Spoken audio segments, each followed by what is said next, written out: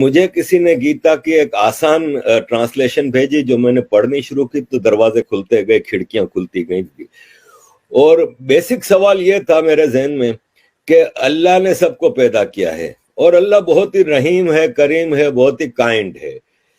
تو پھر میں یہ سوچتا تھا کہ پھر ایک کائنڈ ہے، وہ کہتا ہے کہ جو کلمہ نہیں پڑھتا اس کو میں جہنم کی آگ میں جلاؤں گا. تو میں سوچتا تھا کہ یار میرے بچے ہیں، اگر اس میں سے ایک بچہ میری بات نہیں مانتا تو کیا میں اس کو آگ میں جلا سکتا ہوں؟ تو جب میں ایک انسان نہیں کر سکتا تو وہ رحیم و کریم کیسے یہ کر سکتا ہے؟ تو مجھے گیتا میں اس کا جواب یہ ملا کہ اللہ کہتا ہے قرآن میں کہ بھائی میری بات نہیں مانو گے تو میں جہنم کی آگ میں جلاؤں گا. گیتا میں بھگوان کرشن کہتے ہیں ارجن کو کہ میں نے تمہیں سارا گیان دے دیا، ساری باتیں سمجھا دی، اب یہ تم پہ ہے، تم مانو تو مانو، نہیں مانو تو نہیں مانو. اسی طرح قرآن میں ہے کہ آپ صرف ایک اللہ کی عبادت کرو گے، باقی اگر کسی کی عبادت کرو گے تو آپ جہنم میں جاؤ گے. گیتا کہ کہیں آپ کو کنفائن نہیں کرتی کہ آپ صرف کرشن جی کی پوجا کرو گے یا آپ گنپتی جی کی. وہ کارما پہ سارا زور ہے کہ اپنے عمل اچھے بناؤ، انسان، جانور، پھل پھول پودے، ہر چیز کا خیال رکھو.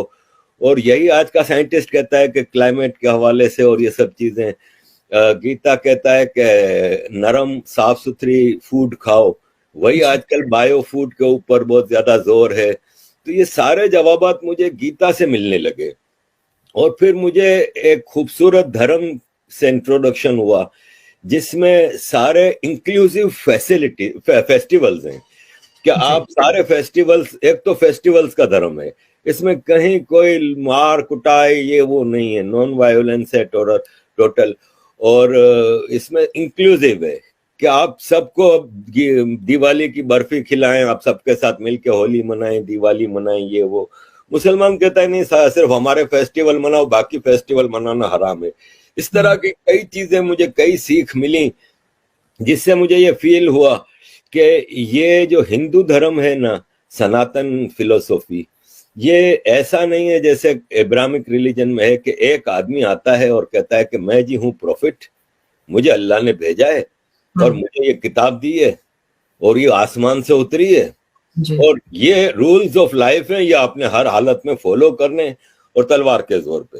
جبکہ سناتن 50,000 سال کے ایولیوشن سے بنا ہے، اور یہ ایک دن میں ایک کتاب میں ایک آدمی نے آ کے نہیں دیا ہے.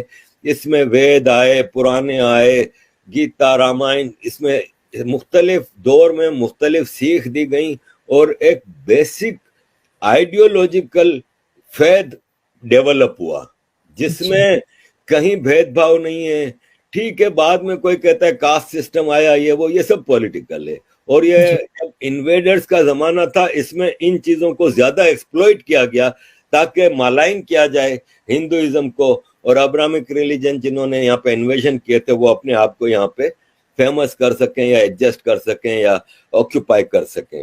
تو باقی ادروائز میں نے دیکھا ہے کہ جیسے عورتوں کے حوالے سے سب سے زیادہ مجھے مشکل یہ آتی ہے کہ دیکھیں دنیا کی 50% پاپولیشن ہے نا، وہ عورتیں ہیں، لیڈیز ہیں، فیمیل ہیں، مہیلائیں ہیں. اور اسلام میں کلیئر الفاظ میں، آج صبح ہی میں نے ویڈیو لگائی ہے کہ کلیئر الفاظ میں کہا ہے کہ عورت ہے نا وہ مرد کی غلام ہے، اور مرد جب جس وقت جیسی بھی حالت ہو عورت کی وہ بلائے تو عورت اس کو اوبے کرے. اور ایک طرف کہا جاتا ہے کہ اسلام نے عورت کو اتنا بڑا درجہ دیا کہ اس کے پاؤں کے نیچے جنت رکھ دی، لیکن وہی ماں اپنے شوہر سے کے ہاتھوں پٹتی رہتی ہے، وہی ماں اپنے بیٹے کی اجازت کے بغیر گھر سے باہر قدم نہیں رکھ سکتی. وراثت میں آدھا حصہ، گواہی آدھی. پروفٹ محمد کہتے ہیں کہ میں جب گھوڑے پہ بیٹھ کے اڑ کے آسمان جا رہا تھا اللہ سے ملنے کے لیے تو مجھے جہنم دکھائی گئی، تو میں نے کہا جہنم عورتوں سے بھری ہوئی ہے. ایک عورت نے سوال کیا کہ یا رسول اللہ ایسا کیوں تھا؟ تو بولے اس لیے کہ وہ اپنے شوہر کی بات نہیں مانتی، یعنی غلامی کرو تو تم لوگ تو 50% پاپولیشن کے رائٹس تو ویسے ہی ختم ہو گئے. جبکہ ہندو دھرم میں دیویاں ہیں عورتیں، مسلمانوں میں کوئی دیوی نہیں ہے، لیکن ہندو دھرم میں دیویاں ہیں. کہیں ہم نے ہسٹری میں ایسا نہیں دیکھا کہ بھید بھاؤ ہو کہ عورت کی آدھی وراثت ہے یا آدھا حصہ ہے یا یہ وہ. تو یہ ساری چیزیں تھی جس سے مجھے محسوس ہوا کہ the right path is to follow Gita, no other book. جی بہت اچھی بات ہے، مجھے تو بہت خوشی ہوتی ہے آپ نے اتنا اچھا مطلب گیتا کو سمجھنا، میں بھی بہت لیٹ سمجھی لیکن سمجھے تو پتا چلا کہ کیا تھا ابراہمک ریلیجن اور کیا ہے یہ، اس کے بھید ہی ہمیں پتا چل جاتے ہیں.